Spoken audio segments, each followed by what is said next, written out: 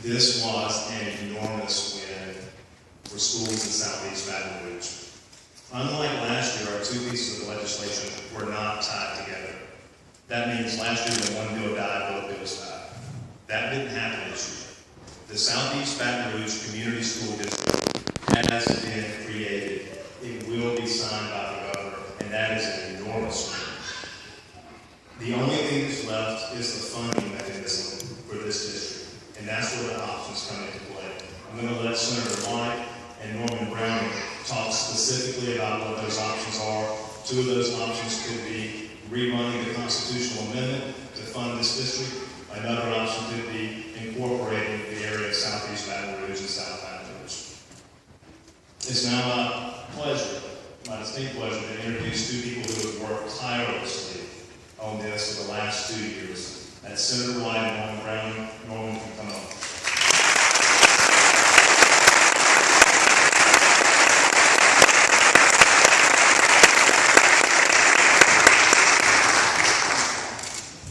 Good evening.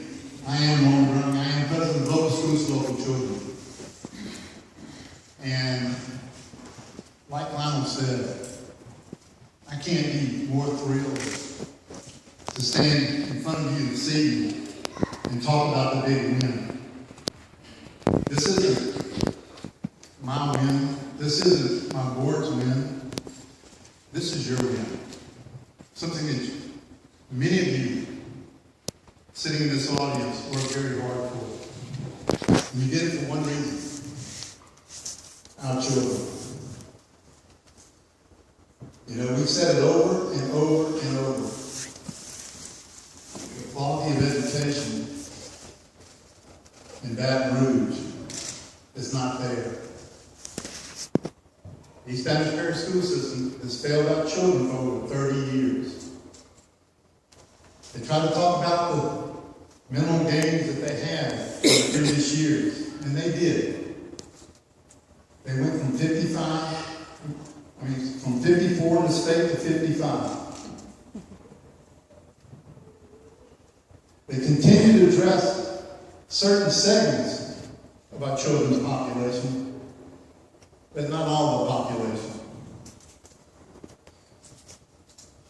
They continue to fail 37,000 children out of 43,000 in the school system. Because of your efforts, we can move forward and we can begin to set the model or continue the model that's been established by Central, by Zachary, and hopefully one day they'll get the message so that we can begin to educate all of our children. You know, there was a group of people, community members, that had a strong desire to transform education in EBR. And that's what we're about. That's what Local Schools for Local Children is about. It's been a true grassroots effort, and you know it. Because we've emailed you, you kept track with us on Facebook, through the website, and you've been there with us every step of the way. We didn't have a budget of $300,000 like EBR. We couldn't pay two major lobbyist groups $60,000 apiece and put on a media campaign of over $200,000. We didn't have the support of the lobbyists of the teachers union. We didn't have the support of the local school association, school board association. But you know what? We had you. And you made a difference. It was your efforts, it was your voice, it was your letter writing, it was your email writing, it was you talking to your family, it was you talking to your friends that made the difference. We just have one more step along the way. And we're asking you to stay with us, to stick with us, to stay by our side, march step by step with us, to finish this fight for our children. This is the school district, the Rose District. It's ours. It's there. We're waiting on one signature. Be proud of what you've accomplished. What I want to do now is I want to turn it over to Senator White, and I want him to walk you through, going back to 2012, the legislative process and the issues that we faced. So, Senator White. Thank you, Norman. I guess basically, when you get into this and you try to answer questions and you try to be fair, and we have tried to be fair, I'm especially trying to be fair doing this. But as you know, no separation, no new start is ever easy. But you try to do the best you can and try to be fair. So last year, of course, I knew what some of the biggest concerns would be and some of the biggest cries would be and what they would say to try to kill the bill. And the legacy costs, so you understand what that is, you hear that a lot. But what that actually is the health benefit for the retired East Baton Rouge employees that are retired. But if you own a company, it's the company portion. If it's a government employee, it's the government's portion. And they still pay it after they retire. And it's a lot. Everybody knows health benefits are up.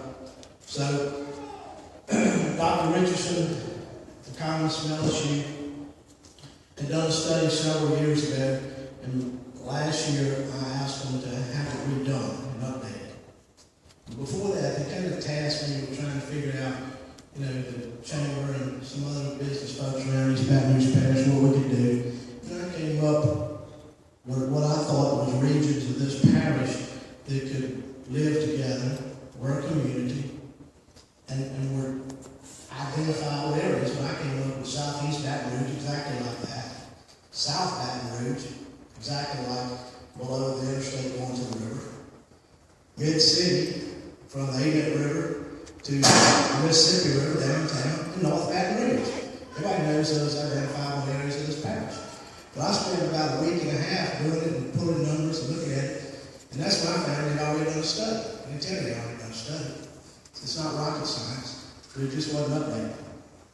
So, they've done that study, and some of the biggest, this district, Southeast Baton Rouge, the one you're looking at on that map, between the interstates, affects the separation and creating its own district affects the district less than any other. As long as you take some of the cost, which in my bill, Senate Bill 199, I took those legacy costs for the number of students we take, our pro rata portion. So I'm just going to use 7,000 as a round number. I'm going to take those 7,000 kids, and whatever the number is, and East Baton Rouge says it's like $800 a kid right now.